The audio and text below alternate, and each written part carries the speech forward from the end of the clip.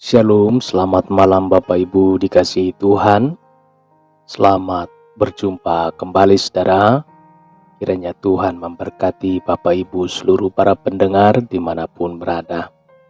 Bapak Ibu saudara, sebelum kita istirahat, kita akan mendengarkan renungan kebenaran firman Tuhan dan kita akan berdoa. Bapa di dalam sorga, terima kasih pada saat malam hari ini Tuhan. Kami ada oleh karena kasih-Mu, pertolongan dan perlindungan-Mu Tuhan. Hingga kami ada pada saat malam hari ini. Terpujilah nama-Mu Tuhan. Sebentar kami akan mendengarkan kebenaran firman-Mu sebelum kami istirahat tidur ya Tuhan. Supaya firman-Mu Tuhan yang berkuasa atas hidup, tubuh, roh, dan jiwa kami. Berfirmanlah Tuhan di tengah-tengah ibadah kami pada saat hari ini. Di dalam nama Tuhan Yesus kami berdoa dan mengucap syukur. Haleluya. Amin. Amin.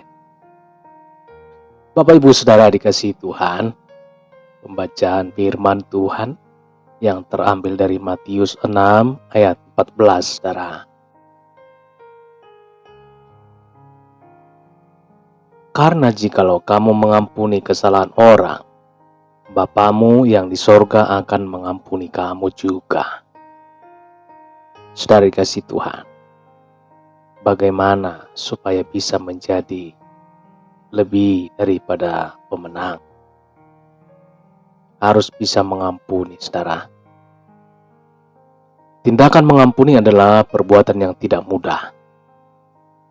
Sangat sulit bagi orang-orang tertentu, apalagi yang terluka hatinya. Apalagi mengingat kesalahan orang yang berkali-kali dan telah merugikannya, saudara. Mengampuni bukan hanya untuk masalah sepele, tetapi juga kesalahan yang sangat besar. Bagaimana jika kita sudah dilukai begitu lama, begitu dalam, dan begitu sering? Ini perkara yang sulit. Bagaimana kita bisa mengampuni seseorang yang sudah begitu dalam melukai kita? Seberapa luas dan lapang ukuran hati kita? Apalagi kita memiliki kesempatan untuk membalas. Jika kita ingin menjadi orang yang lebih daripada pemenang, saudara, menjadi orang besar, kita harus memiliki hati dan jiwa yang besar. Puji Tuhan. Ini harus ditunjukkan melalui sikap kita. Sikap yang mau mengampuni orang-orang yang telah menyakiti kita. Paul Bos berkata dengan sangat bijak perihal mengampuni, saudara. Mengampuni memang tidak bisa mengubah apa yang sudah terjadi di masa lalu. Namun mengampuni akan melapangkan jalan kita ke masa depan. Saudaraku, yang perlu kita ingat, kebencian dan sikap tidak mau mengampuni sebenarnya sedang menutup jalan untuk masa depan kita sendiri. Saudara, sekali lagi, yang perlu kita ingat, kebencian dan sikap tidak mau mengampuni sebenarnya sedang menutup jalan untuk masa depan kita sendiri. Selaras dengan firman Tuhan, kita tidak menutup pintu berkat. Sebaliknya, ketika kita bisa mengampuni, kita sedang membuka jalan yang lapang untuk masa depan kita. Terutama sedang membuka keran pengampunan dari Tuhan atas segala dosa dan kesalahan kita sendiri. Lihat teladan orang yang lebih daripada pemenang, saudara. Nelson Mandela. Nelson Mandela bukan hanya sosok yang memperjuangkan kebebasan demokrasi di Afrika Selatan. Tapi lebih daripada itu, saudara, beliau memiliki hati emas. Mandela dipenjara selama 18 tahun oleh lawan politiknya. Ia dituduh dengan dakwaan palsu dan penuh rekayasa. Ketika Mandela keluar dari penjara, kemudian berhasil menjadi Presiden Amerika Selatan, ia tidak dikuasai kebencian dan niat untuk membalas dendam. Saudaraku yang dikasihi Tuhan, Mandela bahkan menolak usul dari panglima tentaranya untuk menangkap lawan-lawan politiknya. Mandela mengajarkan bagaimana seorang anak Tuhan harus membalas kejahatan dengan kebaikan dan kebencian dengan kasih. Kita harus memiliki standar tingkat lebih daripada orang lain, saudara.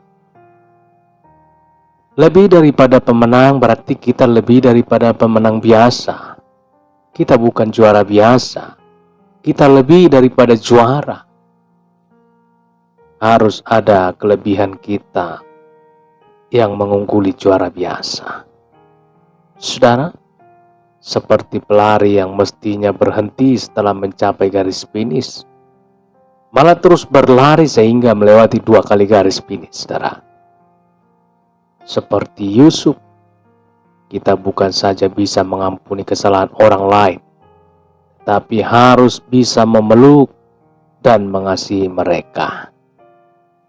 Saudaraku yang dikasihi Tuhan, standar atau tingkatan kasih pengampunan, kebaikan, pengendalian diri, ketahanan batin, daya juang bagi orang yang lebih daripada pemenang harus lebih tinggi dari orang-orang lain.